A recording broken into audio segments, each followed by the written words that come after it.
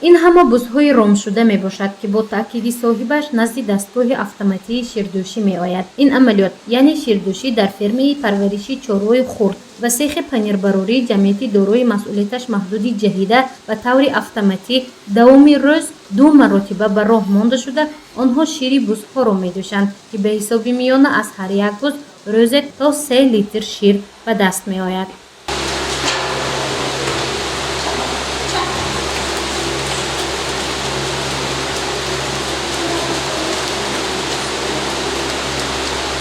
در فرمه پرورشی چاروی خرد که در جماعت دهات روشنی ناحیه ظفرآباد جای گرفته است، بیش از 200 سر بز پرورش می‌یابد. و فعالیت این فرم سال 2019 با اشتراک پرزیدنت کشور محترم امامعلی رحمان آغاز بخشیده بودند. از روی اطلاع مسئولین برای نگاه‌بینی بزها و برآمده آوردن آن 5 نمود دستگاه‌های اتوماتیک کنانیده شده از کشورهای خارجی آورده نصب کردند. این دستگاه‌های کلان شیردوشی می‌تواند در یک وقت از 25 تا 30 سر بز را دوشد. دستگاه تازه شدن بز و بزغاله‌ها، دستگاه خوراک تقسیم کنی و همچنین تازه کردن خانه بزها میباشد که عملیات آن به طور خودکار در وقت و ساعت معین فعالیت می‌کند. همه آن را کامپیوتر اداره می‌کند. بز نسلش آلپین، این فرانسه و شویسریا.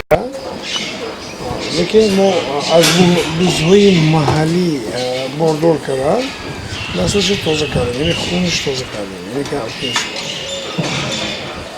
نطفش از شویسریا و فرانسه.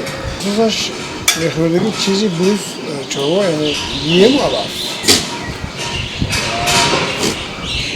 میدادگی شیر از به حساب میانه 2.5 لیتر میتونه. حاضر کارگرها با سهامداری خودجوری دهقانی همگی 15 نفر. برای چی ما بز انتخاب کردیم برای اون که بز شیرش نگفتم به شیر مادر نزدیک و یکی از همه شفا بخش برای بسیار کسل‌هایی که در انسان پیدا میشه. 12-14 هزار دانه پرس لیکن ما میخریم همش از خودی خودجوریمون نمیبرد. این تکنولوژی ها اساساً از فرانسه، شویسریا و آلمان به تاجیکستان آورده شده برای بهتر شدن صفت کار و به دست آوردن محصولات صرف از جهت اکولوژی تازه مساعدت میکند. حالا در این فرم 15 نفر کار میکنند. ایده ساختن فرم را جفری یا خود جمشید استرالیایی با دوستش نظر غایب نظرف تشکیل نموده است. از بس که به تاسیس این فرمه چاروی میده هنوز 1 سال نشده است، درآمد به دست نآمده است، اما شوق به طور زمانوی ساختن آن در صاحب ملکان بیشتر است. آماده کردن پنیر در یک چند چیز نازکی دارد. برای همین آدما میتونن در خانه کنن، لیکن یک چند نازکی به نگاه کردن در کار. یکمش همین که باید شیر تاپ تازه باشد و چقدر سوژی باشد با خودتر. برای آنکه خواهید نخواهید از هوا باکتری بگانه هست. ما اصلش سفیدی میاندازیم پنیر را، همون سفیدی خودش باکتری است، باکتری فایده آور. همون باکتری باید کار کند در شیر. اگر باکتری دیگر باشد، از هوا باشد، از اگر یکان کس مثال کند چیرکین جوشد، همون باکتری گنده هم کار کردن میگیرد، ممکن که پنیر را ویران میکند. برای همین یکم چیز تازه بودن شیر و سفیژ بودنش. برای همین سیستم ما از همه نقص که دست قطعی نمیجوشیم. اول تازه کرده مثال اپرات قطعی توپ تازه میباید شیر موبا. دیومش هست که باید که حرارت به نگاه کرده، وقت به نگاه کرده، همه کار کردن در کار.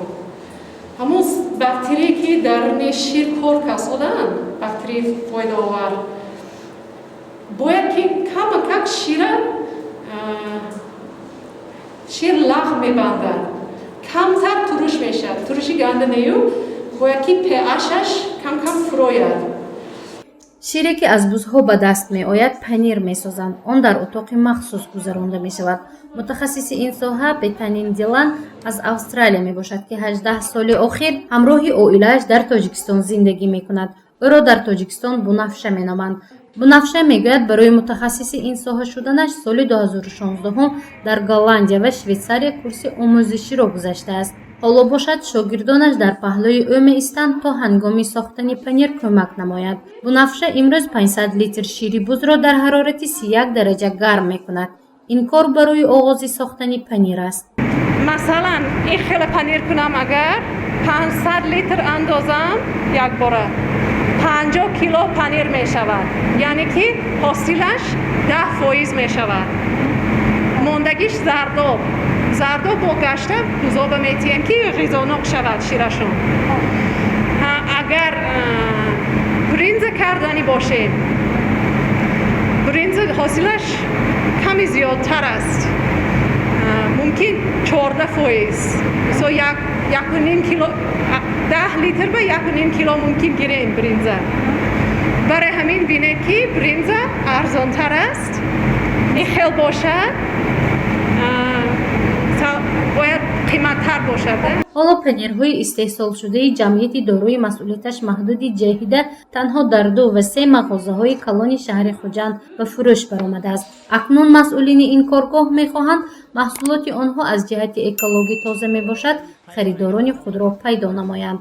گزارش مفتوشکر و سید مختار سید انور برای برنامه اطلاعاتی خبر.